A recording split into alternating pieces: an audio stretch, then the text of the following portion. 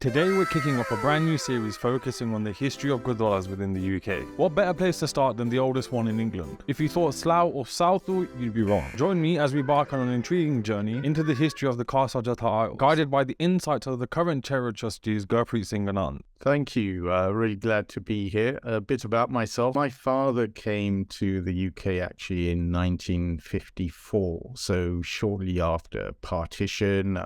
It was hearing about the stories from my dad of the Khalsa Jatha British Isles, then on Sinclair Road, and the people he met, and meeting his friends and hearing that oral history of the Gurdwara, about Shaheed Udham Singh, Maharaja Patiala, Sant Teja Singh, Arthur Macauliffe, Baikan Singh Nabba, Princess Sophia Dalip Singh, just more than I can even mention. Different stories. It was fascinating, growing up hearing that. These became my heroes. The first official meeting of the Khalsa Jatha Isles was held in 1908, and the Gurdwara was initially located at a rented property in Putney that supported Sikhs and others from South Asia, including students, soldiers and civilians. At the time, you would have been looking at about 100-odd students and also Sikhs from the armed forces. Initially, the Khalsa Jatha British Isles formed as a student association. Most of the people here at the time were students. You had Hadith Singh Malik,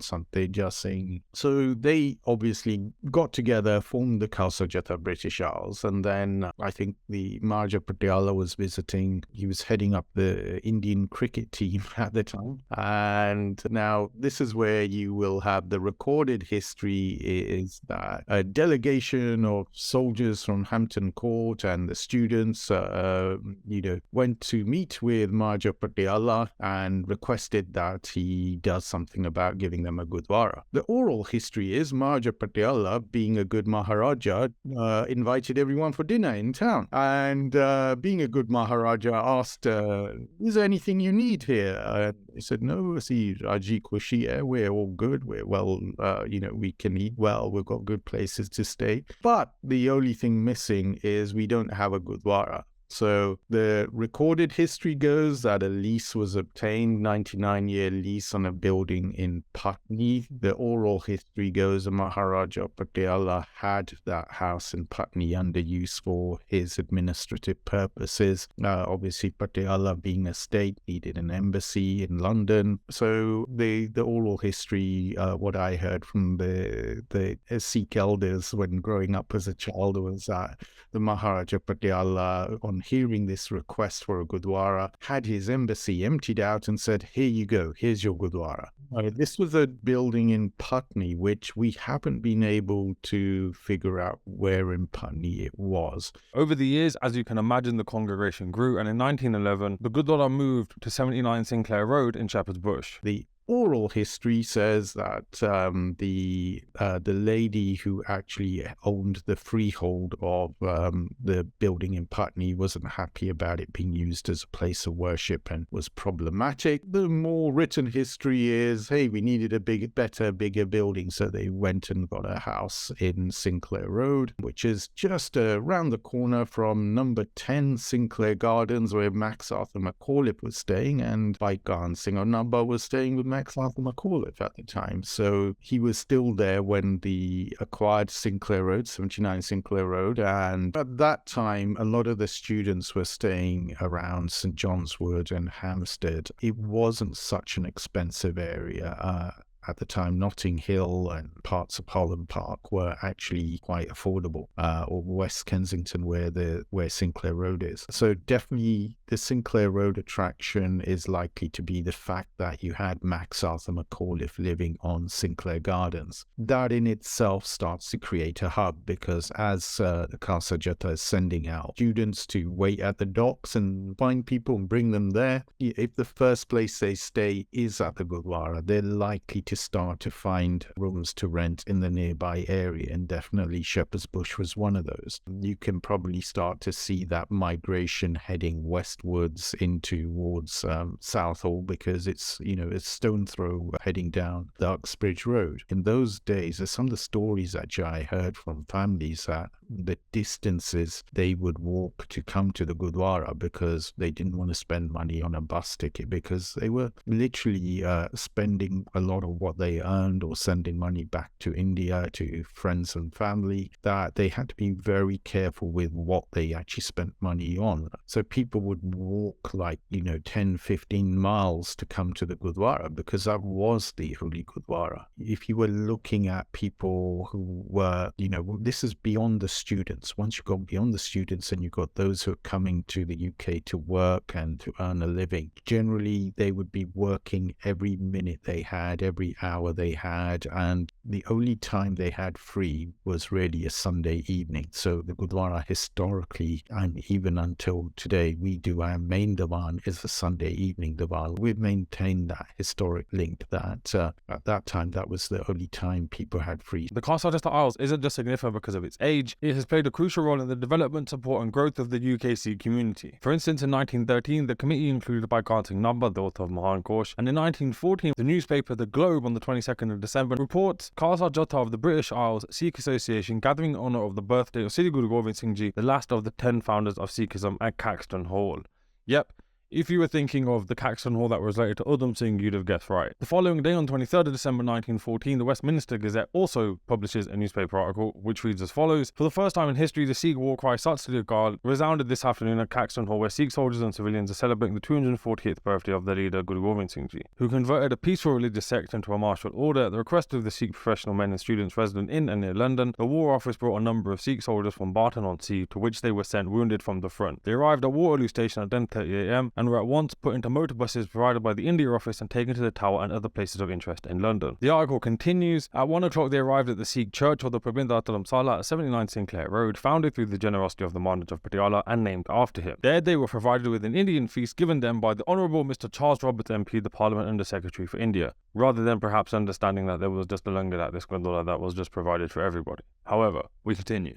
Leaving in motor buses at 2 o'clock, they proceeded to Caxton Hall to participate in the meeting held in honour of the famous Guru, joining their civilian brothers in singing hymns from the Sikh scriptures and listening to speeches recounting the life and work of Guru Gobind Singh. After taking tea, they left the motor buses for Waterloo, from which station they returned to their hospital. Once again in the following year, 1915, we see a repeat of this event happening, where the Khalsa Jatha Isles is central to celebrating Sri Guru Gobind Singh Ji's birthday with soldiers. However, the role of the Gurdwara during this time was perhaps more than we imagine today. How they made use of the Sinclair Road property was that the basement area was like your kitchen and langar area. The next floor was used for the Gurdwara, but every floor above that, it's a pretty tall building, I can't remember exactly how many stories, but every floor above that, each room was used as a sarai, so people would come and stay there. So people arriving, first stop will be there. You hear many stories that, yes, I stayed for 1 or 2, 3 days at Sinclair Road before moving on. In 1935, the Gurdwara, still known as the Prabindra Dharamsala, is reported by various newspapers to have performed an Akhand Path, or a 3-day religious reading of the Sri Guru Granth Sahib Ji, for the Maharaja's good health shortly after suffering a heart attack. For instance, the Daily Herald on July 1st, 1935 reports, while Sikhs in London were praying for his restoration to complete health, the Maharaj of Patiala, who has been seriously ill, recovered sufficiently yesterday to attend a race meeting at Longchamps near Paris. In 1937, the President and some members of the Khalsa British Jatha Isles celebrated Guru Nanak Dev Ji's birthday at a Mayfair Hotel on Berkeley Street. The event was also attended by over 200 Indians and Englishmen, among those including Princess Sophia Dalip Singh, Sir Michael and Lady Gurdwara, amongst a whole host of other dignitaries. The Gurdwara's multifaceted role continued, being able to accommodate notable individuals from Sikh history such as Shahid Udham Singh, who is caught in this photo rolling roti in the Gurdwara in 1938. What's perhaps quite interesting is the continued relation between Khalsa Jatha Isles and Caxton Hall and Shahid Udham Singh. The Gurdwara perhaps not just providing shelter and food to Shahid Udham Singh, but also providing assistance in ways which we perhaps might not imagine. In those days at Sinclair Road, it was an open bowl, just a paise rumal de bande. So you'd put your money, whatever you were taking, you'd put it on the rumal in front of Guru Granth Sahib Ji. So cheekily, Shahid Udham Singh had picked up some maya from there and left an IOU note. Now it's 3 different sources tell me about that IOU note. If we could get hold of that, that would be fabulous. But it's just there in oral history now. So he stayed quite often at the Khalsa Jatha British Isles. He was a happy-go-lucky character, what I got described from the people who had met him, at the time. You always have a friend in your circle who tries hard but never seems to succeed, and you love them nonetheless. Everyone in the Gurdwara seem to have a soft spot for Shahid Udham Singh, a cheeky character. It takes a bit of cheek to go lift some money from the Rumalle, from the Golak, and leave an IOU note. A lot of what he tries in life, he's not always successful, but he goes and buys a gun off an Irish dissident in a pub, gets a gun of one caliber, a revolver of one caliber, and the bullets are of a different caliber. The thing should have just jammed, but Gurdwara to ardas karke gaya, mata tek ke gaya. Maybe some divine intervention led to him being successful in assassinating the ex-Governor General of Punjab, Michael O'Dwyer. But I think when he turned his gun to Lord Zetland at that point, it jammed. Amongst the notable names from Sikh history related to the Khalsa Jatha Isles include Sant Teja Singh and Sant Attar Singh Ji. So Sant Attar Singh Ji actually sent Teja Singh, and there was a group, I think there was 5 altogether. I can't remember everyone's names, but they were sent to the UK, not just for studying, but also to start creating Sikh institutions in the Western Hemisphere. So you will see this in the life of Sant Teja Singh, how in London he starts up the Khalsa Jatha British Isles. Then later on, the Khalsa Jatha British Isles gets linked with the Chief Khalsa Diwan. And then you see Stockton, and then Vancouver, where I think Vancouver already had an existing Sangat, but